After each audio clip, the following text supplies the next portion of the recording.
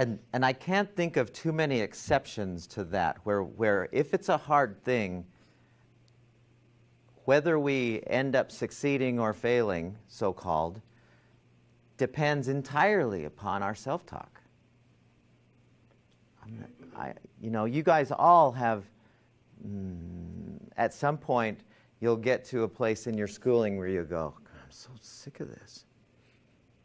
Some of you are already there, where you're going, man, I'm so sick. And it would be very easy to just finish, just be done.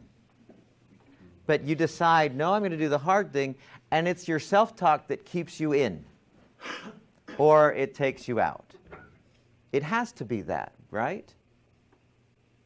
Now, what do you think this decision to change is different? This is interesting, and I'd never thought of this before, but I like it.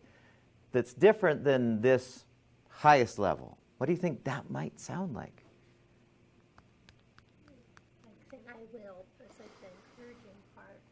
Yeah, that's still, I will, I would say, is still here, even though it feels future rather than present. I would say, and we're going to play with that in a second. Yeah, the way he says it in this book is kind of what you're saying, Eva, is, I no longer. Or, I used to. Like let's say you're trying to, I know nobody in here drinks soft drinks. But if you did, then, and I was pretty strong on not Coke, but I loved root beer, I loved Sprite, I loved 7-Up. Kind of the softer, hard poisons. But I realized this, when I learned this, I thought, what if I just, when I pass a drink machine, I say, I no longer need this. Not for anybody out there, but if I say, I used to drink this, but I don't anymore, what's the message my subconscious mind is hearing? It's not happening now. Now, we're going to kind of take this and focus in on it even more deeply, focus on it even more powerfully, this idea of a new us. Now, read this with me. Has everyone got this page? We've all heard the term affirmation. What does the word affirmation or affirm mean? Do you know? To affirm something. Yes, it comes from the same root word as to make solid. Is that interesting? Think about that for a second. To make solid. Affirm. Now, if there's something that we want that we'd really like to be solid, affirmations seem to help get us there. And this is what you were talking about with your kids. This is the very thing that you were saying with your kids. Now, listen to this. It says, and I want you to think through this and see if this sounds right. Don't just accept it as true because it's on this page. It says, affirmations are among the most powerful tools we can use for personal transformation. They're highly reliable, easy to use, and are based on impeccable logic. Okay, first of all, what's the logic?